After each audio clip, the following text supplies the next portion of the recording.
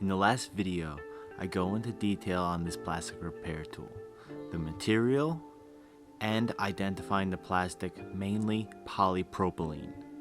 This video will be a how to weld on a windshield washer bottle. Also, do me a favor, if you have a question, throw it down in the comments. If you get useful information out of this video, smash that like button below and consider subscribing.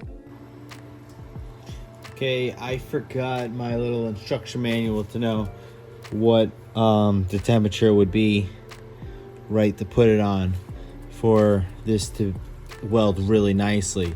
I'm gonna give you a little rule of thumb. You don't want to see any smoke. If you see smoke, that means the plastic's burning. So when you go to bond the plastic together, that burnt material is gonna cause a bad bond on it.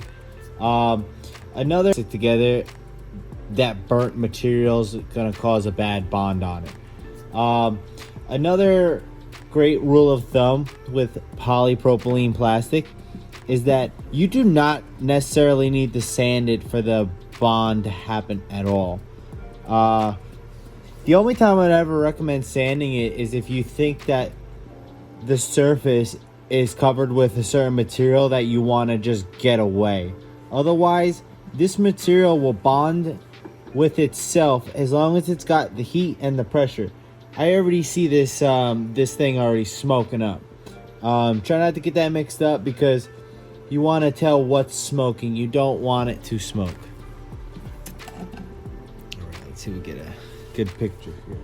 When you use your air regulator to lower the pressure, you want to lower it to the point where you can kind of like pass your hand in front of it and just feel like a little breeze goes. You should be able to not like a big surface area you want to cover with the heat. Okay, we're gonna start with the smaller hole. A lot of the way this goes is when you heat it up, you want to look for the material for it to get shiny. This is actually the first time I'm doing this without nitrogen, so see how this works. I'm actually have a lot of confidence that it's gonna work. Let's give it a shot. I'm gonna heat up this area and see if it gets shiny. We might not be able to see in the video. I do see it melting.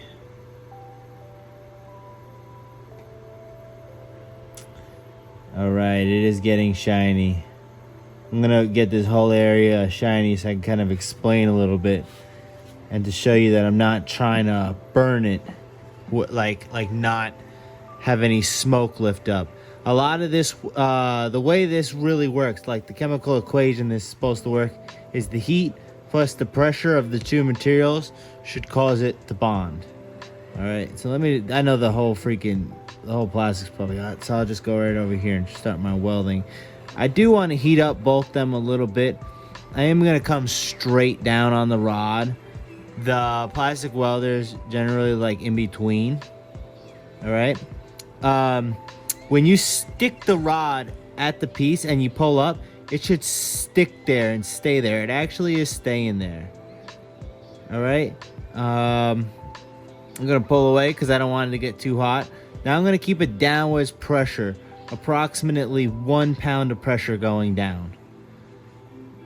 Just keep it right there in the middle. This looks like it's actually working pretty good.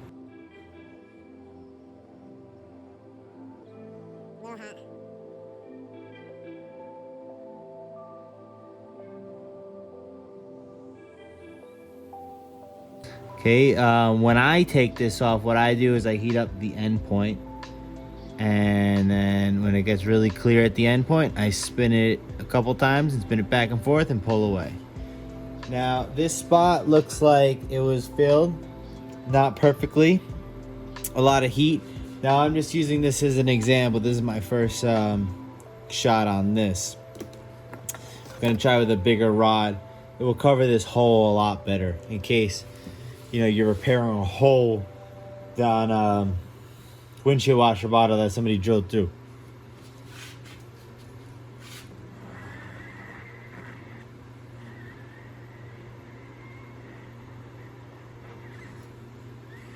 All right.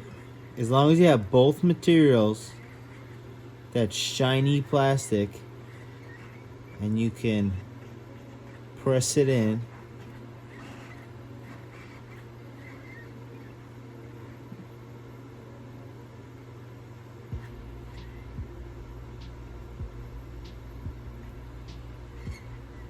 Cool, I love how this is working.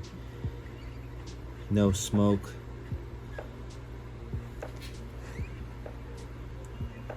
I will give more tips down the line. They say you want to wait at least 10 minutes to get at least a full bond without curing it with air. Now you see this one already cured. It's pretty in there. Probably it's hot, very hot. Probably gonna lower the temperature a little bit. I did that all on between like a 6 and an 8. Maybe I'll turn it down to like a 6. That might be better. I'm gonna try to fill in the smaller one with a small rod. It's harder to do with a small rod because you got so much of a surface area heated up that it just wants to fall through the hole like quicksand.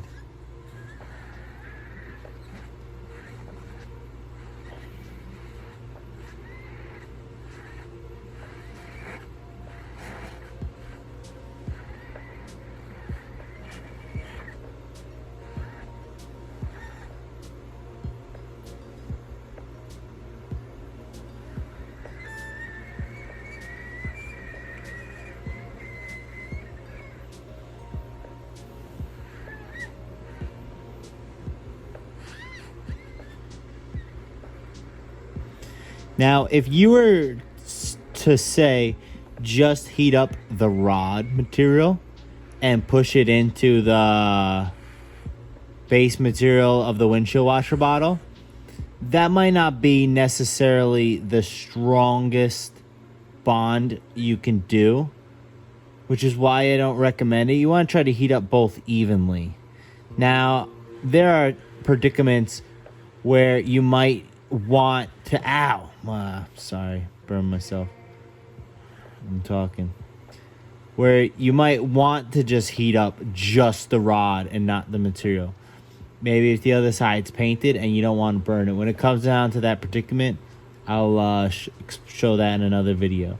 I had to stop because the air blew this area over here.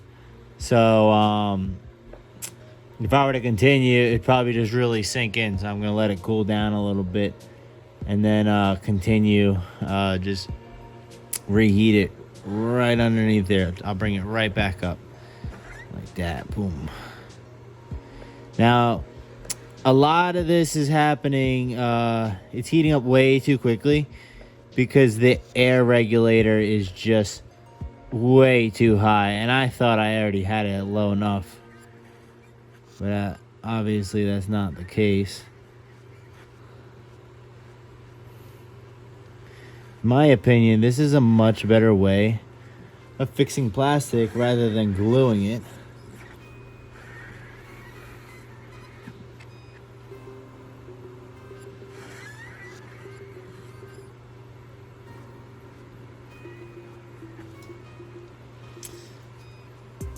Now, I know that they have a one that you can press down.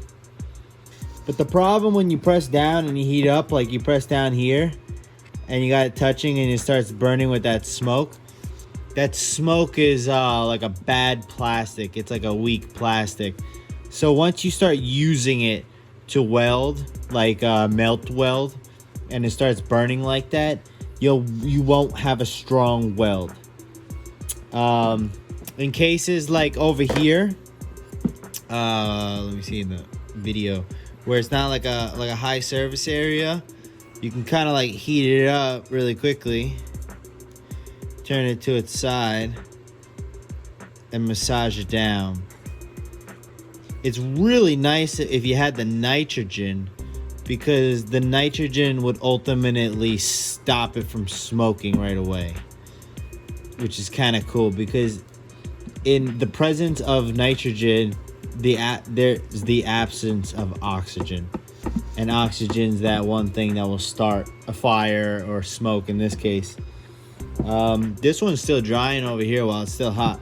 But this one's pretty much dry.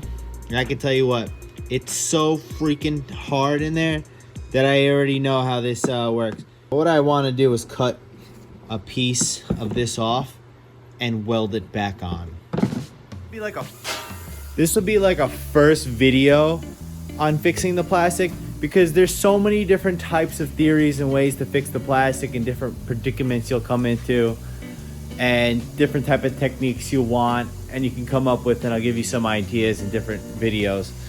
Like I'm going to in another video, I'll show you how I repair this, maybe repair the back of it and one of these tabs without ruining the paint. I'm gonna have to peel out one of these tabs and I'll put it back on there in a way it won't ruin the paint. Might leave a dent on the other side, but it won't ruin the paint and you'll be able to put it back on the car instead of having to wait to get something like a part like this that'll take a while and having to paint it, when you can go maybe with a small minor imperfection and get away and save the cost of hundreds of dollars and hours worth of time. Well, that's it for this video. Please go down in the description, check out everything, read everything, subscribe, like, comment. I'd love to answer any questions. Please support the channel. It really motivates me to put out more content and show you how to fix more collision related type stuff, say damages, things you break.